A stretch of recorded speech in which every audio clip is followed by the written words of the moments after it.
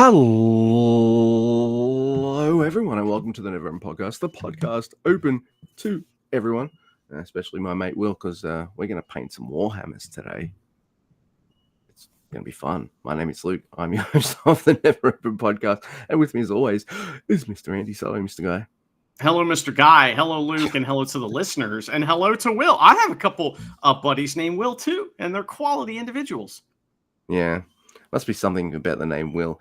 Whereas on the flip side, all the other Lukes I meet are fucking pricks.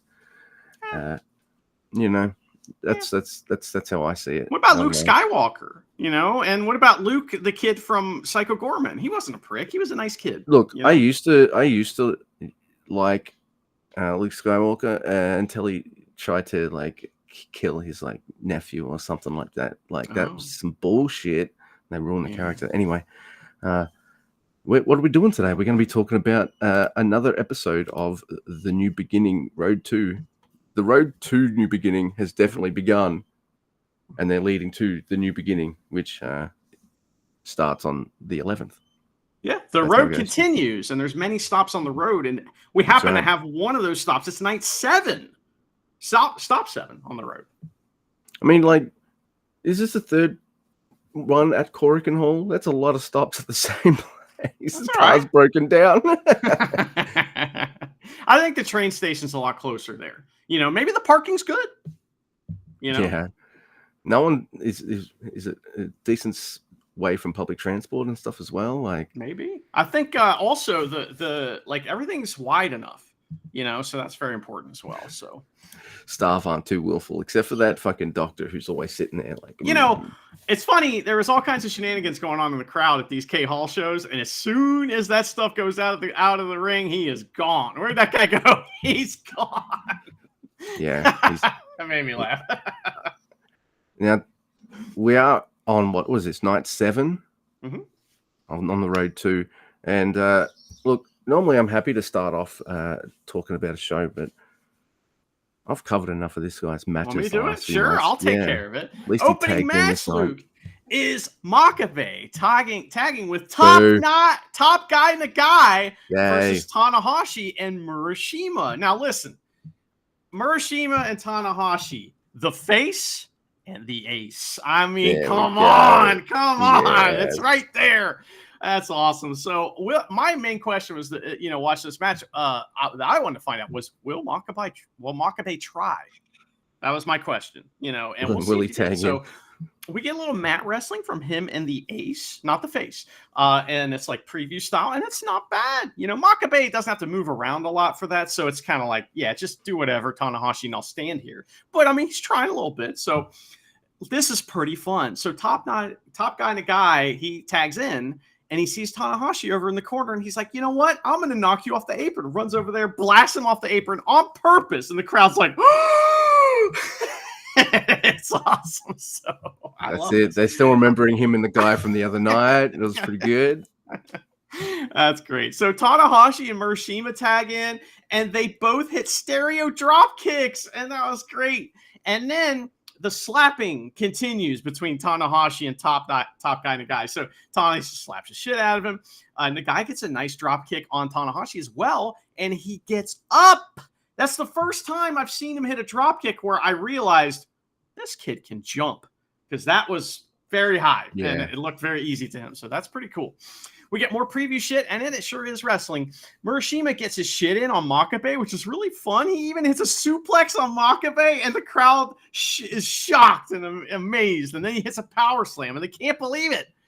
Double brabs from the ace and the face. But in the end, the music has been altered due to music rights. So King Kong knee drop on poor Murashima. Look, all right. Did I have to watch him win? Yes. What a great way to start a show, everyone. Oh, come on. That was fun, man. I know, it was fun. But at least I got to actually see him do bumps for young lions, no less. I mean, everyone's got a bump for Tanahashi. It's the president. Even if he wasn't the president, it's still Tanahashi. You can bump for him. But he's taken suplexes, a belly to belly, and all that kind of stuff from Murashima. All right. Makabe's got to a match coming up, so I guess he's got to remind himself how to take bumps because we all know he's losing. Imagine if it was this. You know who I'd rather see Tanahashi have this match against? Anyone? Hiroshi Tenzan, Yuji Nagata. He will. Oh, I don't know. Have you ever heard of Mr. fucking Brett? Yeah, he will. He will. It's just this is his first one. They gotta get this. Give me that Ishii match. Mm-hmm. That's pretty good. So, what do you think of this though? Fantasy Dream Book for a second. So we got these young lions getting to pick their matches and stuff like that. It's been a long time. We did have this once. I think Great-O-Khan did it as well. I would love to see Murashima versus Jeff Cobb. Oh, yes, that would be fun, right? So, because he would eventually pick him up. He probably wouldn't complete the move, but maybe he would, and he'd pick him up and the crowd would lose their fucking minds. I would lose my mind. Yeah. I think we're already all in on Murashima, and he hasn't even pissed off to come back yet. We're just in. Yeah. Dude, I just we used to make comments about Gabriel Kidd all the time in this shifty heel, and now look at him. Oh my god. Oh man, he's secret face now. Actually, it's not secret. Never mind. No. Everybody knows. Yeah. And hey, we're supposed to hate Bullet Club, but you can't hate dogs. That's the thing. Yeah, that's true. That's just the way it is. They are very loyal. Mm-hmm. So next we've got El Phantasmo and. Did you hear that? Did you hear that? Your dog barked in response. That is, you know what? The spirit of Ashy draws near. That's pretty awesome. Pretty awesome. That was Wilma, by the way. Yeah. Yeah, she's barking at something in the house. Thank you, Wilma. Get him. Get him. I'm in the garage, but yeah, it does pick up. If you can pick up birds, you're picking up Wilma. All right, shut up, Wilma. All right, so it's El Phantasmo and Wato tagging with some nerds, which is Shooter Umino and Jado versus Great-O-Khan on the Cobb, Francesco Akira, and the Invisible Man. It's James Earl Jones. James Earl Jones. Yeah. All right. Man, all right. So Great-O-Khan, he pulls Shooter out and beats him up. And El Phantasmo has to save him from the scissors. The crowd, they don't want to kind of boo Great-O-Khan in this feud, and they weren't until he brought the scissors out. He had to threaten to do the hair cutting on Shooter before people would be like, boo to Great-O-Khan. So they're aware, New Japan are aware of the reaction that this man is getting, Shooter Umino, but they're not ready to lean into it yet, are they? Or something. Something's got to happen, right? Hey, this whole thing is like getting cooled off, basically, which sucks because, it's not a hot feud. It's a cool feud. It's a Cold War going on between these two. Yeah, this isn't I like Shooter's wrestling. I love Great-O-Khan. Together, it should be a recipe for some really good shit. And for some reason, it's just oil and water, man. They're just not mixing. It's not working. But El Phantasmo saves Shooter from the scissors. I ask where TJP is, and then you're just like, Luke, shut up. Who cares? Unless he's out recruiting young bloods in storyline, then I care where he's at. Other than that, yeah.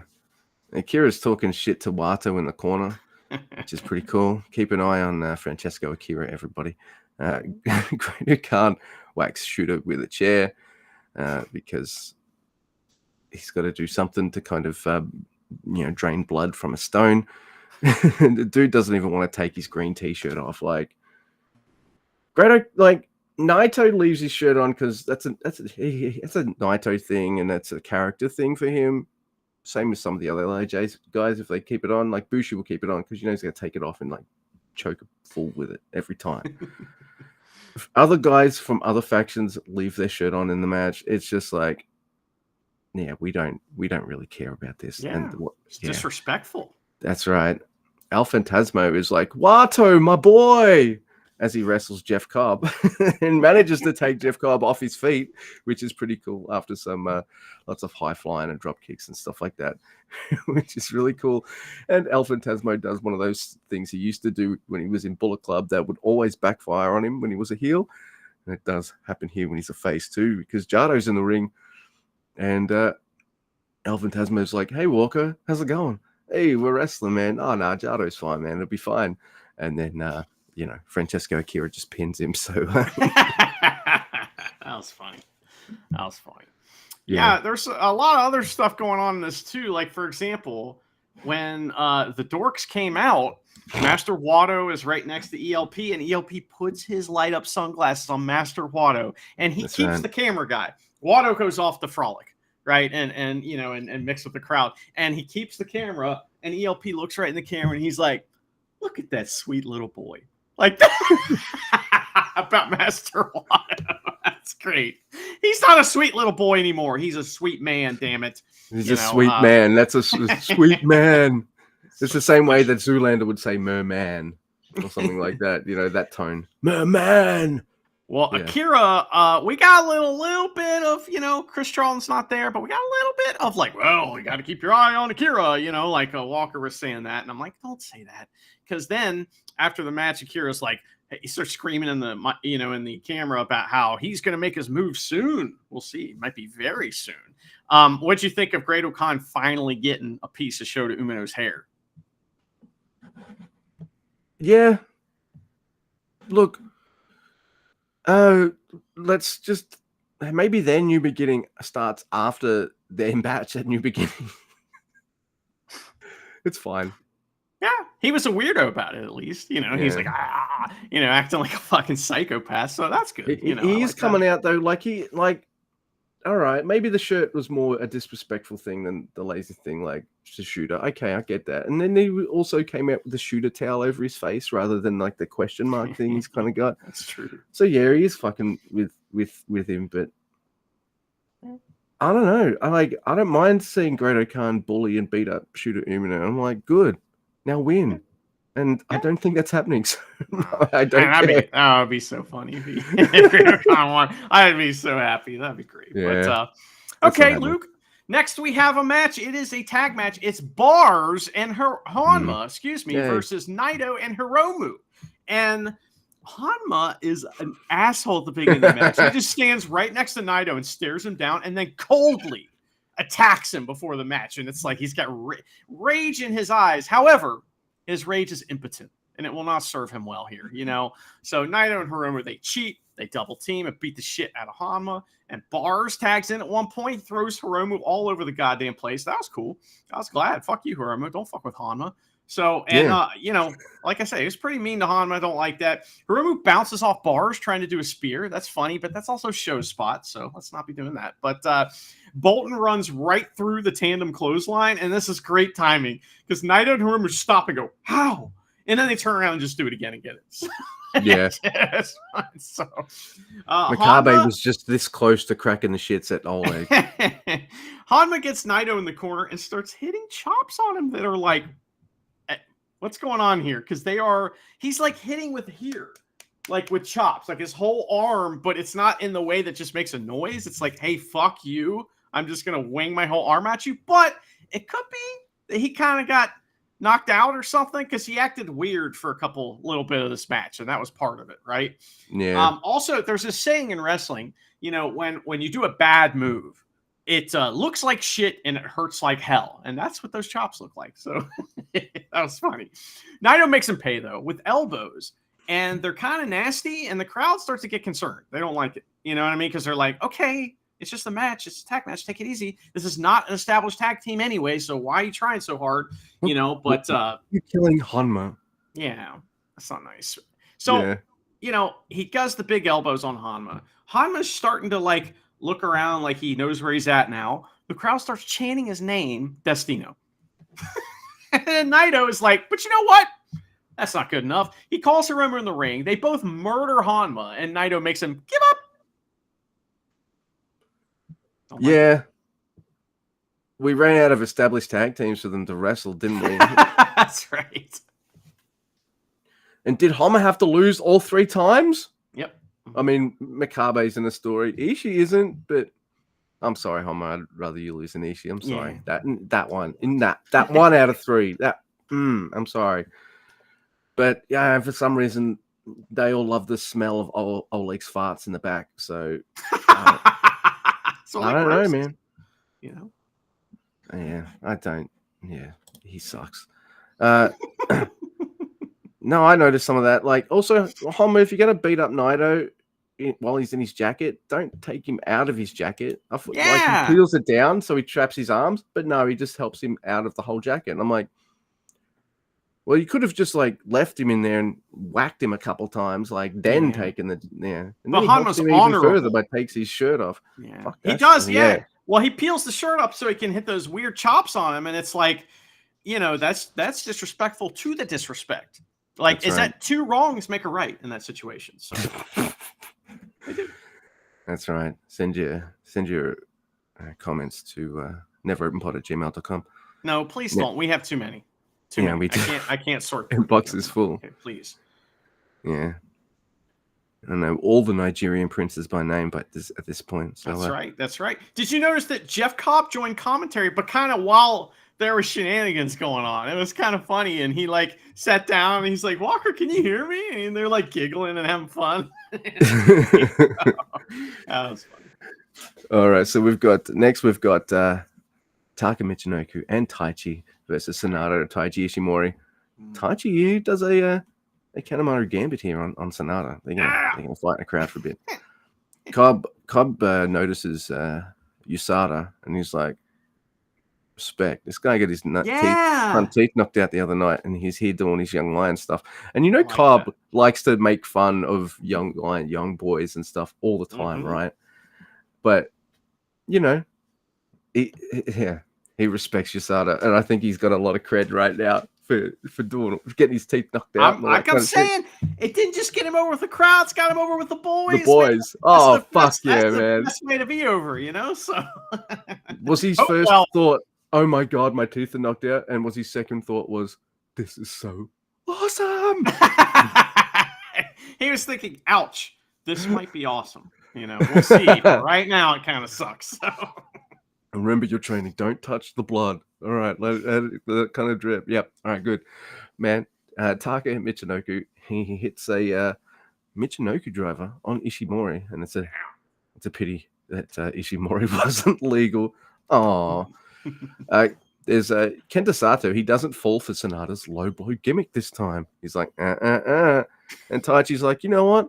Fuck Sanada, and kicks him in the nuts anyway, right in front of the ref. So Kenta Sato's like, all right, I'll just DQ you then. And then Taichi's like, hey, fuck you double, and throws his ass back out the ring. And then he removes his pants and continues to beat Sanada up. Cobb is laughing his ass off. He loves it. He loves every second of it. He's like, let him fight, man. This is great. Taichi has to be held back by Taka Michinoku from like committing a murder on Sanada. It was getting that close, right? Whoa. They were having a blast on commentary too, because they're like, Taka Michinoku is the voice of reason here. Taichi has gone insane, and it's like, it's great. It took all the Young Lions and Taka to keep him from killing Sanada. And they did the same thing though, Luke, that we did the last show, where the War Dogs won that match by DQ, right? So that's my dogs for real. It stops. And then it starts right back up. That's my dogs for real. Boom, boom, boom, boom, boom, boom. They're doing that on purpose. It's funny. First time was an accident. The second time is they're like, because they could have mixed up the entrance order so you don't hear it twice.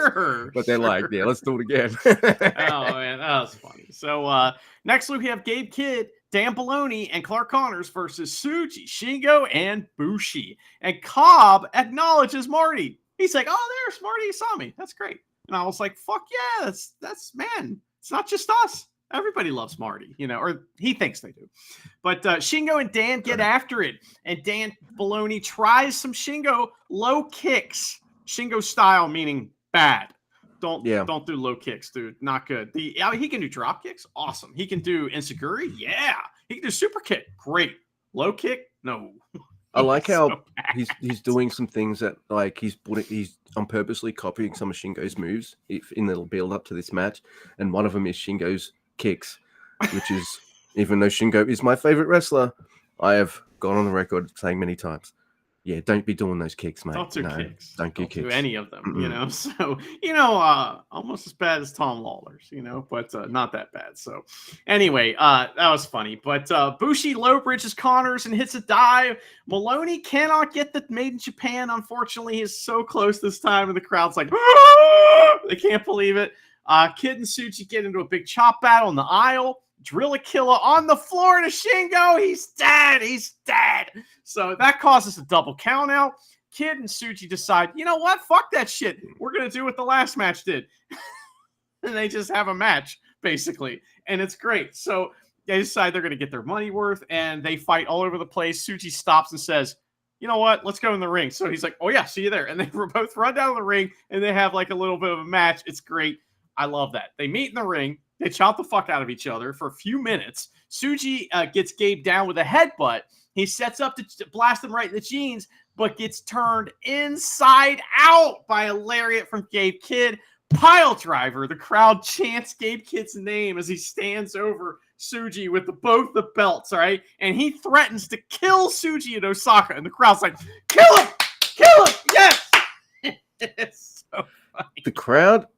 All right, so there's a few feuds going on right now that I'm not that hot on, and the one that I think is the hottest is between Yota Tsuji and Gabriel Kidd. This is going nuts. These two are gonna.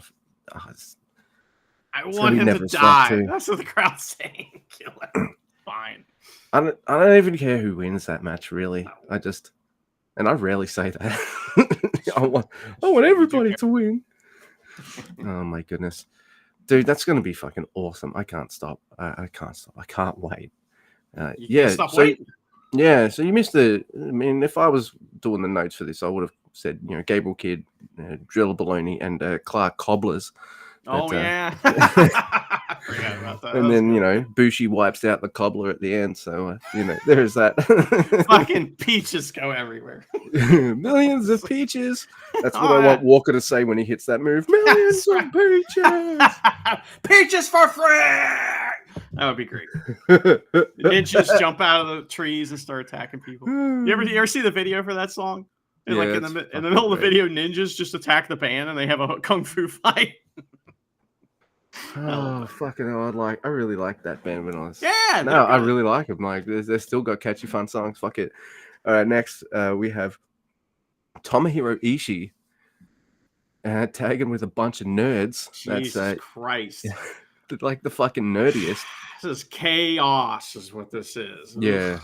It's Ishii tagging with, let's do this in order, I guess, of my likeness of them. So Ishii, Yoshihashi, Goto, and Yo. And they're wrestling against Zack Sabre. I'm not doing the in order of preference. I like all the good TMDK boys.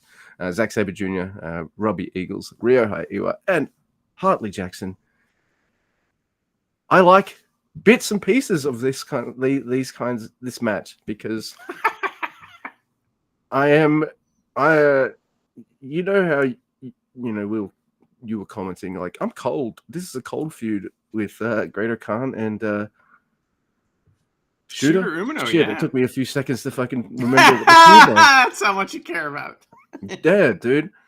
I don't care about Zack Sabre Jr. versus Hiroki Goto at all. Crowd seems to be into it. I get it. Like, the Goto's got all this story and stuff, but like, I don't care about him being champion, and I don't want him. And like, I understand Zack's got to lose that title at some point, but not really, to Goto, come on, man. Have him lose it to the fucking tournament, the elimination one. What is that called? New Japan Cup. Fucking hell, my brain. That's the one. Something like that. I don't know. I'm not into this feud, and I don't care about Yo. So like, and he's already lost against Robbie Eagles in this feud anyway. So, and he's already lost a previous tag title match. So this feud sucks too.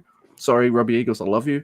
And then there's also the tease of what I really want, and I'm not getting this, is, man, Why Ishii always fucking does this? I want to see Ishii versus Ryohei Iwa in a singles match now. They like to chop.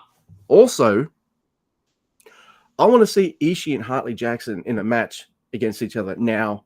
Now. Yeah. That's my favorite shit in this whole match. It's Ishii versus everyone, basically. Pretty much, love, right? So yeah, he gets to mix it in with everybody. Of course, he's always magical with Zack Sabre Jr. and Zack's one of the few people who have made Ishii tap out in Ishii's career. So there is that. Of course, he's going to be great with Eagles as well. But it's just like that's what I want, man. To be like, I believe Ishii's got more of a chance to win the world title than Goto does, and I know he's never winning that title. Wow. Okay. You know what I mean? mean, like, I could see. I mean, like, if let's say Goto was going to win, all right. I mean, this is fantasy world, not fantasy dream book, fantasy nightmare. But let's say he won.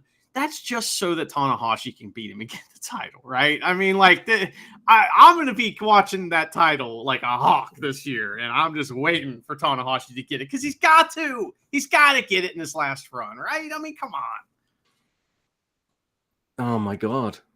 New Japan is in trouble right now, right? They didn't have a great Wrestle Kingdom as far as like all the money and everything. What happens when the place is in trouble? You put the title on Okada. What happens when he's not here? You put the title on Tanahashi. You know what I mean? So it's like that seems like that's got to happen this year. Yeah. Wow. You know, I love Tanahashi. I do. I don't want that story. I think it would be cool. Because it'd be funny if Evil beat him. I got the title. That would be awesome. His last match is for the belt versus Evil. I was out, and then you pulled me back in. You know, or Zack Sabre Jr. beats him for the title, you know, gets it back or something like that. I don't know. But there's like, it just seems obvious to me that that's got to happen at some point. So. I think they're also in one of those periods where, hey, we've just got a whole bunch of new guys. It's going to take time to build these guys up to the point. Yeah.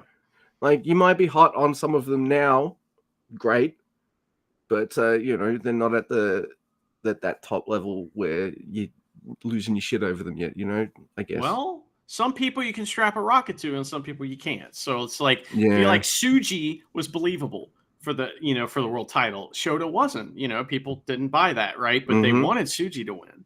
So, of course, he was fighting Sonata, but Sonata was a good guy at that point. So, you know, I mean, anyway, who won this match? Was this match? Well, see, they wanted Gabriel Kidd to win here and there as well. So, yeah. All right. So, yeah, look, and this is really good stuff. It's good. Yo tries to do all this comedy stuff. I did like seeing him actually poke Hartley Jackson in the eye. You little cheeky fuck. That was funny. All right. Or if averages is like if you make 100 bad jokes, one of them's at least going to be. I'm going to laugh at one of them at least. Well, that's like saying what weighs more, you know, a pound of feathers or a pound of iron. You know what I mean? Because you just said if you make 100 bad jokes, one of them's going to be good. No, they're all bad. If you make 100 jokes, one of them might be good. But Yo's are not good anyway. People knew what I meant. And only people like you and Charity are going to be like, actually, fuck off. Yeah. Well, yeah. And then Yo pisses me off by doing Robbie drums on Robbie's back. Fucking boo. And then Yoshihashi goes lower into my rating. So now it's Ishii, Goto, Yoshihashi, and Yo. Because there's a Shoto on Hartley Jackson and Yoshihashi pins him. And I'm like, man. Oh, I get it. Like he's not really contracted and stuff yet. All right, fine. You know, but oh man, at least the other night it was Ishii. You know, why do you get bummed out about this? Who cares? You know, it's just a tag match anyway. But I thought it was actually a cool story because at the end, Hartley's left alone with Fisherman, and he's like, "Oh no. I'm going to fall prey to the power of boredom. It's very strong, you know, and he's about to. Zack Sabre Jr. runs in to save him, but the power of boredom compels him, and he has to get out of the ring because they beat his ass. Then they hit the Shoto, and it's like, oh my God, So when they're in the actual up in between bitumen for the fucking Shoto, unless they're struggling to get out of it because they're fighting the boredom, they're asleep, aren't they? Yeah. Oh yeah, Goto makes you go to sleep. Remember, he's the Sandman. Remember that? Not the wrestling Sandman, by the way. Like the colloquial Sandman that puts you to sleep. Or like that. Or the boxer from Mike Tyson's Punch-Out, also Sandman. So, yeah. All right. Like that. Take us through this really good main event where, even though it was really good, we really thought that Fujita definitely had a chance at winning. Oh, no, I knew he didn't have a chance, but that's okay. Like I said, they have to lose this top match, in order to like move on with their life. So it's the main event, Luke. It is the IWGP Junior title match, aka Doki's belt, versus it's Fujita versus El Desperado. Ishimori on commentary. Get away from the title, Ishimori. Enough with you. Get out of here. So they start with fast-paced mat wrestling, and Fujita hits the first chop after a while. And then they start doing chops, and they do a lot of chops. And Desperado known for getting in chop battles with Hiromu, so they kind of do that, and it's pretty awesome. And Fujita's holding his own until El Desperado's like, "Oh, what's that arm that you're swinging at me? Let me see that." And he starts going, "Fuck your arm." Oh yeah. So Fujita's in pain. Fujita sells very well in this match. Like the pain in his face, it's tremendous. So I love that. Desperado treats him like a young boy a little bit, at one point, this is a big part of the match. He puts Fujita in a pretzel, and Fujita's got like all 4 of his limbs are fucked and it's like, it's over. Right. But he gets out of it. Fujita's on the outside and El Desperado tries a dive and he hits the fucking Robbie kick on El Desperado, like Canadian style as he's coming through the ropes. That was cool.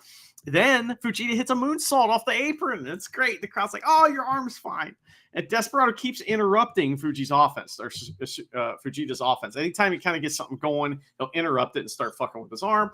But so he finally starts taking action to set up the offense. Like Fujita learns, like, okay, I can't just hit this move. I have to get to it. So how do I get there? Here's 3 moves. It's like, it's like in chess, Luke. If you were to just try to attack immediately, right? You get destroyed. You have to set up things, right? It's like that. Magnus Carlsen taught me that. So I played him on chess.com one time and I almost beat him, but he beat me. Yeah. And then I learned it was him. And then the game started. And then I woke up. I was asleep and then it's like, Goto.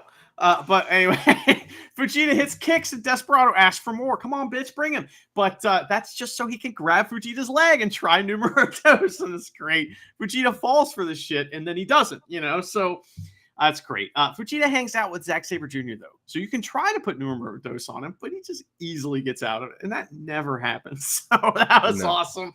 Desperado gets a series of power moves for a 2 count. And then Fujita rolls through on a counter, floats over into an arm bar. And you're like, oh, wow, he's getting an arm bar. That's not what he's doing. He's using that, all right, to get in. Like Desperado makes him work, though. So he has to like get in a different angle, but it's so that he can get into that same pretzel situation that Desperado had him in earlier. Desperado's face, he has a mask on, but you could see it in his eyes. He's like, oh no, you got me in the same thing. And it's like, yes. Oh man, very good. It's fucking awesome match, yeah. While that's happening, the camera points up and we see up in the balcony, Zack Sabre Jr. is watching from up there. So the boys are up there. That's why no fans are up there anymore. It's the boys. So, but he is watching intently, and that is just great storytelling. It's fantastic. So, oh man, so he almost wins, and then he tries that folding pin, the Robbie pin. It doesn't work either. Awesome German suplex with a bridge for 2 from Fujita. And then and to set that up, they had like struggled in the clutch for a while, Fujita's like, oh, fuck my arm. Oh, I got him, and it's good. So timing was just tremendous. So Desperado acts like he's out cold after that too. And he uses that time to set up like the Stun Dog Millionaire kind of move for a double down.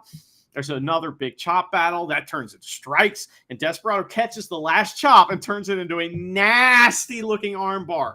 And Desperado is like, it looks like it hurts a lot.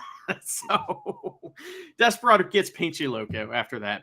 He goes for another, but Fujita turns it over into a bridge pin. They bridge up together, and then Desperado gets the nail in the coffin for another Pinche Loco, aka fucking crazy. Tremendous main event. Desperado's attitude towards Fujita was a really cool part of the storytelling in the match. And if you go back and watch it, or if you haven't watched it yet, watch how Desperado thinks of Fujita. Like watch this respect level as the match goes on, and there's a whole story just in that. It's also just like Desperado realizing that I don't think I'm all right. Zach's taught him a lot of shit. I don't think I'm going to be able to twist this guy up as much as the usual junior that I'm wrestling, right? So he moves from trying to twist him up to he wins with the Pinche Loco and stuff too. So there's a lot going on in this match. And you're right, this was the story it needed to be. Let's rip Vegeta's first title shot off right now. Rip that Band-Aid off. All right, it's awesome. We're done. Match was awesome. Made both guys look good. It's cement,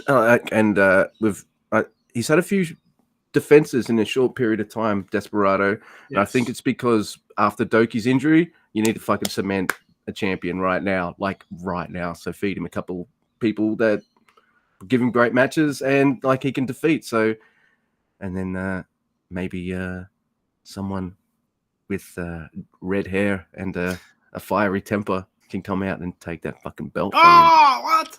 Well, he said he was going to make his move. That's right. What happens after the match? I don't know. Jesus.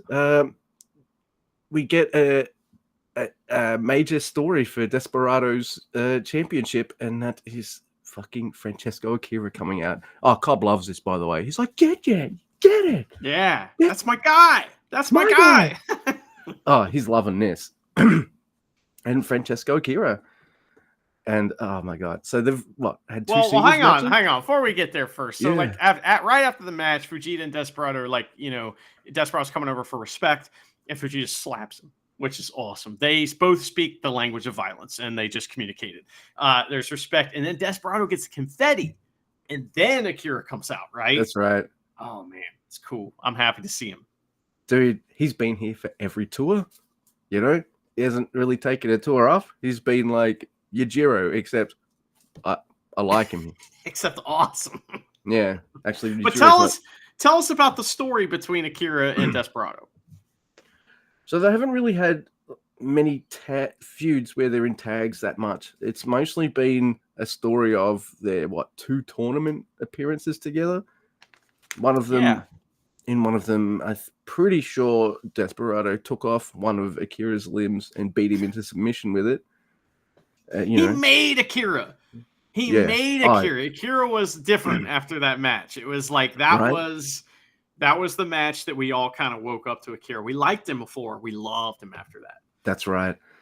And so the second time they met, you're like, oh, is Akira going to get some modicum of revenge and stuff in this? And he gets closer, but Desperado beats the shit out of him again. So there's this built-in story right there of Akira just wanting to get revenge on this guy. It doesn't matter if Desperado isn't Suzuki-gun anymore, or with nerds, or a face or a heel. He's always a heel to a Francesco Akira for life. Nothing matters, right? Well, Desperado is like, okay, you want a title shot? And he's like, is TJP okay with this? And Akira freaks out. Freaks out. What'd you say, motherfucker? Motherfucker, I don't need anybody. He said, I don't need TJP. I don't need anybody. He says, I'm not afraid of you anymore. And it's like, well, that's good. It's really good. You can tell he's like legit angry a little bit, or he's tapping into that, it's good. So, yeah. That's yeah, so I think this might be the first time since the Doki incident where I'm like, okay, don't get me wrong. The matches Despi's had with this title have been great so far. We just saw one, but now we've got like a story for me to kind of. I want Akira to win.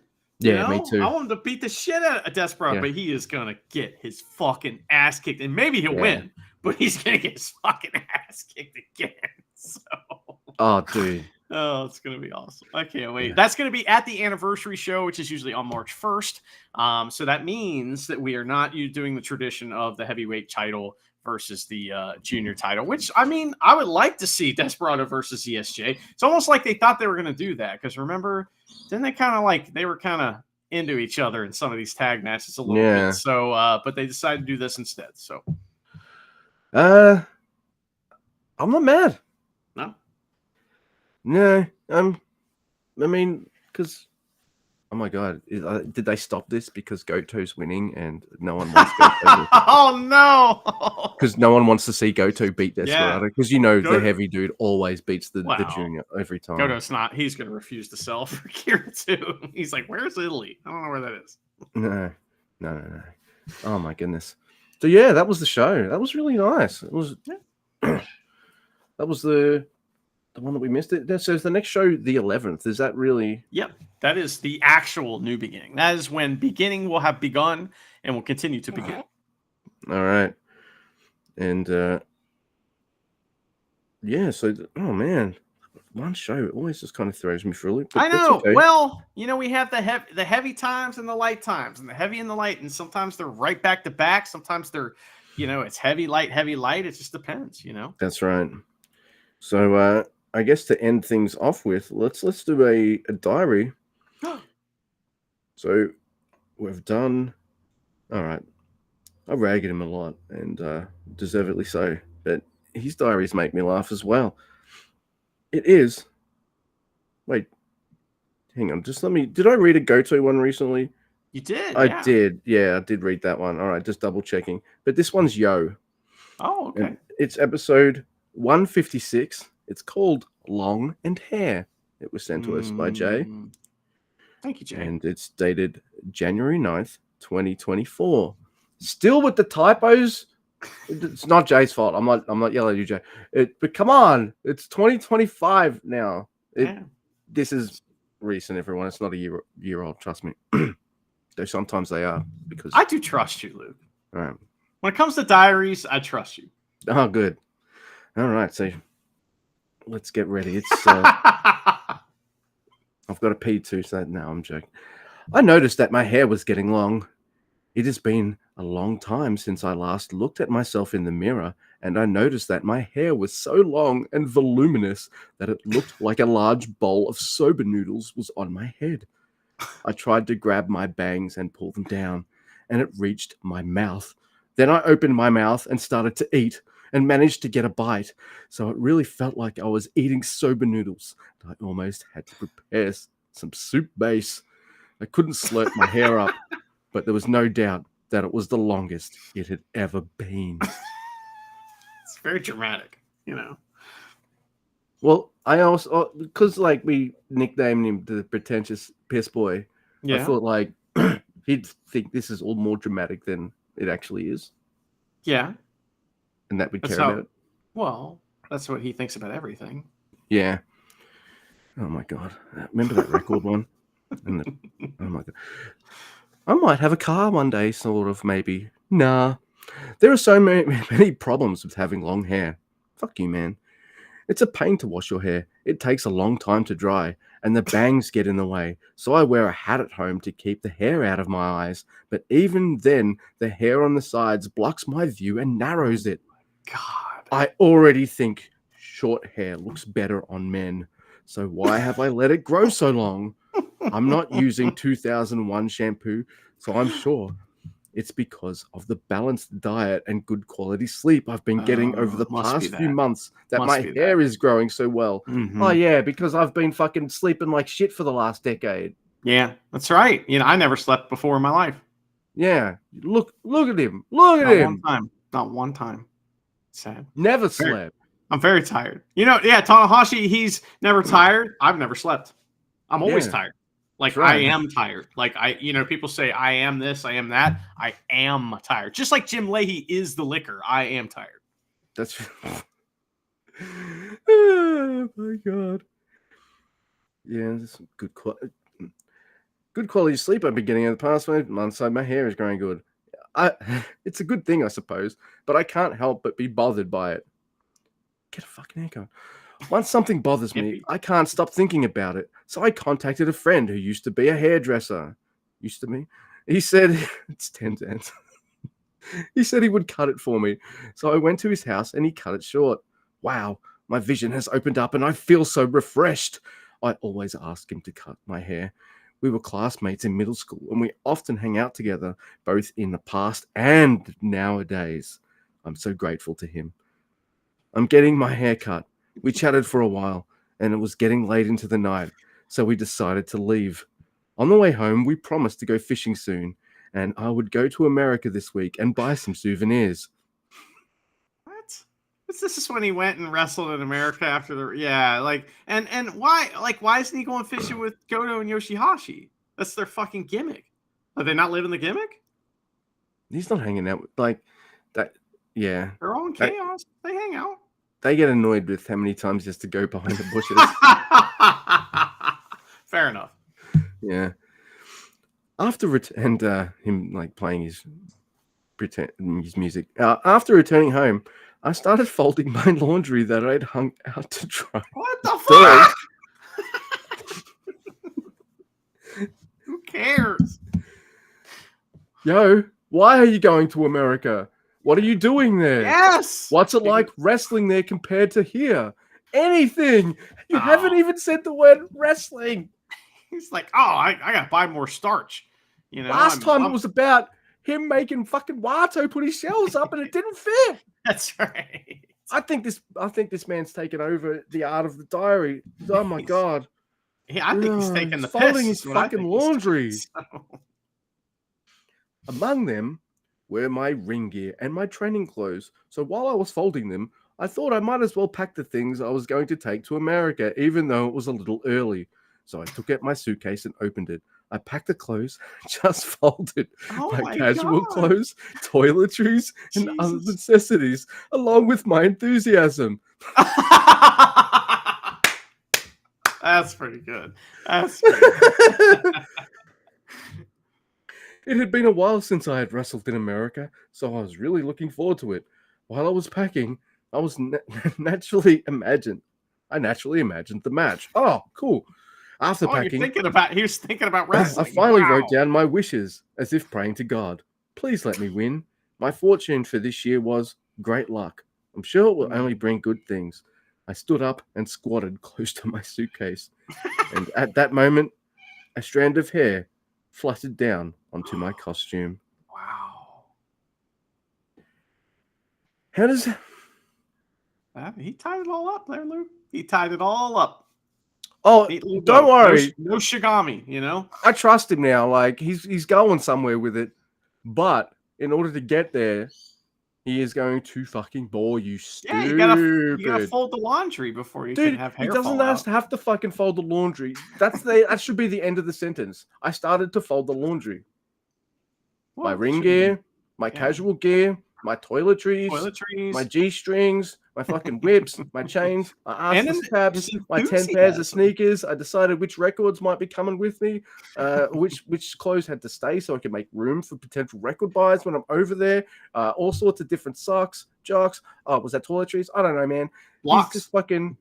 He's fucking Tommy Lee Jonesing that shit. He's thought of every single possible combination of stuff to pack in that suitcase and wrote it all down. Thank you. Well, it's like part of the deal is that, like, it's for him, you know, he's writing down the things that he's doing in his day, which is what a journal is. It's just, isn't any of that wrestling? Like, don't you ever do wrestling? Like, ever? Does nobody ever go up to these guys and be like, hey, I've got something that might blow your mind. What? Well, because you know how sometimes some of these diaries are, I've got to write another diary. Yeah. It's so hard to write a fucking diary. Hey, motherfucker, what's your favorite match ever? There's your diary. Boom. Yeah. Hey, dude, tell us something about when you were a young boy. That's an anecdote from wrestling that you haven't really told What's before. The first show you ever went to? Who's your first match? Who was your trainer? You know, that's all boring shit to wrestlers. They don't want to talk about that. They want to talk about Mountain Dew. No, they want to tell us that at that time the fucking worship place was booked out, or the fucking time that Yoshihashi got the advice about using incense sticks. And guess what? He still didn't use any fucking incense sticks, did he? Did you think Yo packed some or not? Oh, yeah. He probably did. He listens to Ishii, you know. Yeah, that's right. But well, if just everyone listens to Ishii, I'd imagine. I don't know, man. It's like there's nothing wrong with. But I'm happy that he does what he does. So you know what I mean. Think about it. If his diaries were about wrestling, we wouldn't like him at all. We'd be like, he did come out with one of the best of the more recent diaries, and I'd say an all-timer with the shelf story. That was about awesome. Him being too injured to put the shelf up, so he calls an injured Wato to help him put the shelf up, and then the shelf doesn't fit. Absolute fucking art. That was art. I like that one. Joe would love that too. I like today's as well. Yeah, I think is a new part of the lore. Yeah, the tapestry that is Yo. Welcome to the Yo Wiki, where we've got all the fucking lore written down, pieced together by 156 diary entries, and just watching this goofball in the ring. Oh my goodness, yeah, it's write a whole book. In fact, publish all 156 in I say we just write a book about our thoughts. You know, like our thoughts reading the diaries. You know. I have to think of a name of that. I don't have a good name for that, but one day. Yeah. Well, you know, fantasy diary book. There it is. Oh.